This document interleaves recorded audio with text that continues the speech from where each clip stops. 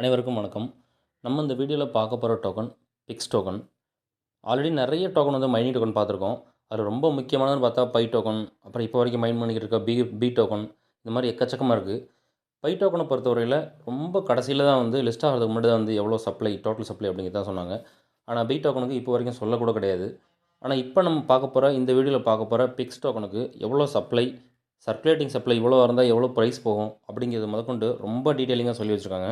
So இந்த token first இப்போ தான் நீங்கள் கேள்விப்பட்டீங்கன்னா கண்டிப்பாக வந்து டோக்கன் மைன் பண்ண ஆரம்பிங்க. ஏன்னா ஆல்ரெடி வந்து ரொம்ப வந்து மைனிங் ரேட்டு கம்மி பண்ணிட்டாங்க. ஸோ அதனால் இப்போவே வந்து மைன் பண்ண ஆரம்பிச்சிட்டிங்கன்னா அது வந்து உங்களுக்கு ரொம்ப ஹெல்ப்பாக இருக்கும். இந்த டோக்கனுக்கு உண்டான சப்ளைன்னு பார்த்தோன்னாக்கா 21 மில்லியன் டோக்கன் இருக்குது.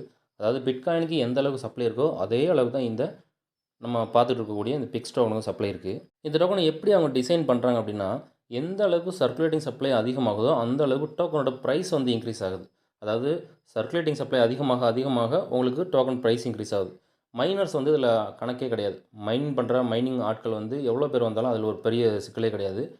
அவங்க எவ்வளோ டோக்கன் மைன் பண்ணி வெளியில் எடுத்துகிட்டு வராங்களோ, அதாவது கம்ப்யூட்டரைஸ்டாக இருக்கக்கூடிய டோக்கன் ஓவராலாக 2,10,00,000 டோக்கன் இருக்குது.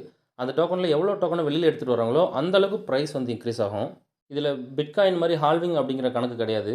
ஒரு 5,00,000 டோக்கன்ஸ் புதுசாக அன்லாக் ஆகி வெளியில் வர வர வர வர இந்த டோக்கனோட ப்ரைஸ் வந்து ஆட்டோமேட்டிக்காக இன்க்ரீஸ் ஆகுது. அதை வந்து நம்ம எப்படின்னு பின்னாடி பார்ப்போம். ஸோ சர்க்குலேட்டிங் சப்ளை அதிகமாக அதிகமாக அதிகமாக இந்த டோக்கனோட ப்ரைஸ் வந்து கூடும்.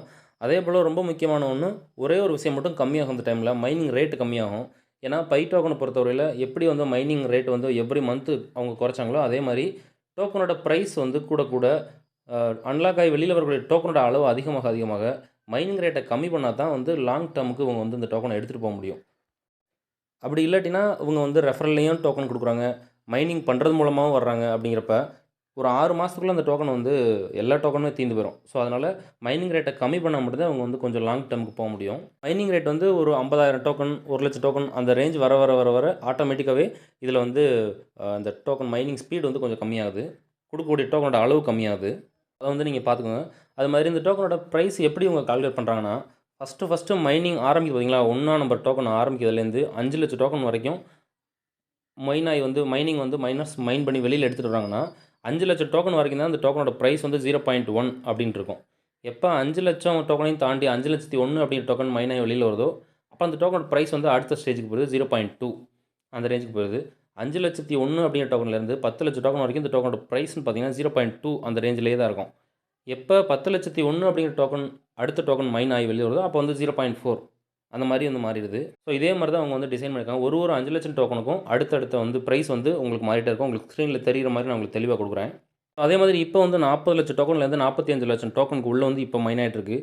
இப்போதைக்கு போயிட்டு இருக்கக்கூடிய கரண்ட் ப்ரைஸ்னால் $20 to $22 அந்த ரேஞ்சில் இருக்குது. இப்போ அவங்க என்ன இப்போ வந்து என்ன அப்டேட் கொடுத்துருக்காங்கன்னா, ஒரு 50,000 டோக்கனுக்கும் ஒரு 50,000 டோக்கன் மைனாக வெளியில் வர வர $1 $2 இன்க்ரீஸ் ஆகிட்டே இருக்கும். ஸோ இப்போ வந்து $20 தான் இருக்கணும். பட் இப்போ $22 கொடுத்துருக்காங்க. ஸோ இவங்க வந்து இப்போ நம்ம யோசிக்கலாம், என்னடா இவ்வளோ நீங்கள் டோக்கன் கொடுக்குறாங்க, டோக்கனை விற்கலாம் அந்த மாதிரி யோசிக்கலாம். ஏன்னா நிறைய இடத்துல வந்து டோக்கனோட ப்ரைஸ் எவ்வளோ வேணாலும் நமக்கு வேலெட்டில் நிறையா வேலெட்ஸ் வந்து பொய்யான வேலெட்ஸ் நிறையா இருக்குது. $1,00,000 $5,00,000 $10,00,000 கொடுக்கலாம் சொல்கிறாங்க. பட் அதே மாதிரி இவங்களே பண்ணிட்டு போகலாமே அப்படின்னு சொல்லலாம். இது என்ன நடக்குதுன்னா, இப்போ வந்து P2Pன்னு சொல்லிட்டு ஒரு ஆப்ஷன் கொடுத்துருக்காங்க. அதில் வந்து நம்மளே வந்து டோக்கனை சேல் பண்ணிக்கலாம். இப்போ நீங்கள் 10 டோக்கன் வச்சுருக்கீங்க அப்படின்னா 10 டோக்கனை இப்போ ஈஸியாக நீங்கள் சேல் பண்ணிக்கலாம். ஆர்டரில் போட்டிங்கன்னா சரியான ஆட்கள் இருந்தாங்கன்னா அவங்க வந்து பை பண்ணி வச்சுக்குவாங்க. பட் அதில் கொஞ்சம் இஷ்யூஸ் இருக்கிறதுனால நிறைய பேர் வந்து டோக்கனை வாங்குறாங்க, பைசா வந்து சரியாக ஷேர் பண்ண மாட்டேங்கிறாங்க அப்படின்னு சொல்லிட்டு இப்போதைக்கு கொஞ்சம் இஷ்யூ போயிட்டுருக்கு. அது வந்து கூடி சீக்கிரத்தில் சரி பண்ணுறதுக்கான வாய்ப்புகள் இருக்குது. ஏன்னா வந்து இவ்வளோ விஷயத்தை வந்து ரெடி பண்ணிட்டு வந்துட்டாங்க. ஸோ அதெல்லாம் வந்து அது ஒரு பெரிய சிக்கலாக இருக்காது ஒரு பெரிய கம்பெனியை பொறுத்தவரையில். இதில் கொஞ்சம் முன்னே பார்த்த மாதிரி இப்போதைக்கு வந்து $20 $22 போயிட்டுருக்கு.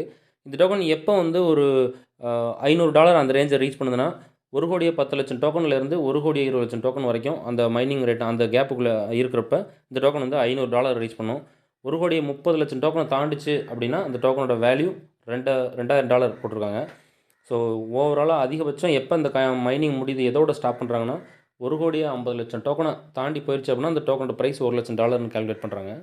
ஸோ இந்த ப்ராஜெக்ட் வந்து எவ்வளோ அவங்க சக்ஸஸ்ஃபுல்லாக எடுத்துகிட்டு போக போகிறாங்கன்னு தெரியல. பட் ஆனால் இது வந்து ஏற்றுக்கக்கூடிய மாதிரி தான் இருக்குது. ஸோ மைன் பண்ண ஆட்கள் இருந்தீங்கன்னா கண்டிப்பாக மைன் பண்ணுங்கள். எனக்கு தெரிஞ்சு இது வந்து ஒரு நல்ல மெக்கானிசம், நல்ல ஒரு ஈஸியாக மைன் பண்ணி எடுக்கக்கூடிய ப்ராஜெக்ட்டு.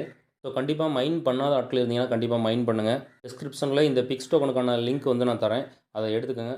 அதில் வந்து நீங்கள் ரொம்ப சிம்பிள் அக்கௌண்ட் க்ரியேட் பண்ணுங்கள். அக்கௌண்ட் க்ரியேட் பண்ணிவிட்டு 2 ஆப்ஷன் டெய்லி நீங்கள் கிளிக் பண்ண வேண்டியிருக்கும். ஒன்று போனஸ், இன்னொன்று மைனிங்.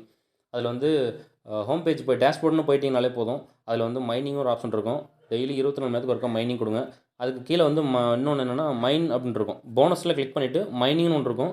அதில் வந்து அந்த சின்ன பாக்ஸில் வந்து ஓவரால் டோக்கனுமே வந்துடும். நீங்கள் பக்கத்தில் ஆல்னு ஒரு ஆப்ஷன் இருக்கும். அதை கிளிக் பண்ணிட்டீங்கன்னா உங்கள்கிட்ட எவ்வளோ ஹோல்டிங்கில் ஆல்ரெடி இருக்கோ அந்த டோக்கன் பூரா வந்துடும். அதை கிளிக் ஆல் கொடுத்துட்டு மைன் கொடுங்க. மைனிங்குமே ஸ்டார்ட் ஆயிரும். ஸோ டெய்லியுமே நீங்கள் பண்ண வேண்டிய 2 வேலை தான். அது மாதிரி இந்த டோக்கனை பொறுத்தவரை பண்ணக்கூடாத வேலைகள்னு 2 இருக்குது. அதில் முக்கியமான ஒன்று ஸ்டேக்கிங் யாரும் போட்டுறாதீங்க. நமக்கு எக்ஸ்ட்ரா டோக்கன் வரும்னு பார்த்தா அது எக்ஸ்ட்ராலாம் வராது. நான் எல்லா பேரும் ஸ்டேக்கிங் போட்டால் 1 மடங்கு 2 மடங்கு எக்ஸ்ட்ரா வரும்னு பார்ப்பாங்க. அதாவது டோக்கன் இப்போ 100 டோக்கன் லாக் பண்ணுறீங்கன்னா ஒரு 200 டோக்கன் 300 டோக்கன் அப்படின்னு கணக்கு வரும். ஆனால் அவங்க எப்படி கணக்கு பண்ணுறாங்கன்னா அதை வந்து டாலரில் கணக்கு பண்ணிக்கிறாங்க. இப்போ $100 காயின் நீங்கள் லாக் பண்ணுறீங்கன்னா $10 போயிட்டு இருக்குன்னா $1000 நீங்கள் லாக் பண்ணியிருக்கீங்க. ஸோ அப்போ வந்து உங்களுக்கு $3000 கொடுக்கணும். அப்படிங்கிறப்ப உங்களுக்கு இன்னும் ஒரு 6 மாதம் கழிச்சு பார்த்தீங்கன்னா டோக்கனோட ப்ரைஸ் வந்து இப்போ $10 இருக்குது அப்படின்னா அடுத்து $100 இருக்கும். ஸோ வெறும் 30 காயின் தான் உங்களுக்கு வரும். நான் சொல்கிறது புரியல அப்படின்னா கூட பரவாயில்ல. கண்டிப்பாக வந்து ஸ்டேக்கிங்கை வந்து நீங்கள் வந்து பண்ணிக்கிறாதீங்க. ஸ்டேக்கிங் பண்ணிங்க அப்படின்னா உங்களுக்கு ரொம்ப கம்மியாக தான் வரும். 100 டோக்கன் லாக் பண்ணுறீங்கன்னா ஒரு 50 டோக்கன் கணக்கு தான் உங்களுக்கு கையில் வரும். ஸோ அதனால் இதை பண்ண வேணாம். அடுத்தபடியாக கேமிங்க்கு நீங்கள் பே பண்ணி பண்ணுறதா இருக்கும். கேம் விளையாடுறதெல்லாம். ஸோ அதனால் வந்து அது நீங்கள் என்னென்னு பார்த்துங்க. மேபி பைசா இருந்துச்சுன்னா பண்ணுங்கள். அப்படி இல்லாட்டினா தயவு செஞ்சு பண்ண வேண்டாம். ஃப்ரீ ஏர்னிங் மட்டுமே நீங்கள் எடுத்து யூஸ் பண்ணுங்கள். ஸோ இந்த வீடியோ பிடிச்சிருக்குன்னா உங்களுக்கு நம்புகிறேன். டீட்டெயிலாக சொல்லியிருக்கேன்னு நம்புகிறேன். நம்ம சேனல் இது வரைக்கும் ஜாயின் பண்ணாதவங்க இருந்தீங்கன்னா கண்டிப்பாக வந்து சப்ஸ்கிரைப் பண்ணிக்கோங்க. இந்த வீடியோ பிடிச்சிருந்தால் லைக் பண்ணுங்கள், ஷேர் பண்ணுங்கள், சப்ஸ்கிரைப் பண்ணுங்கள். நன்றி.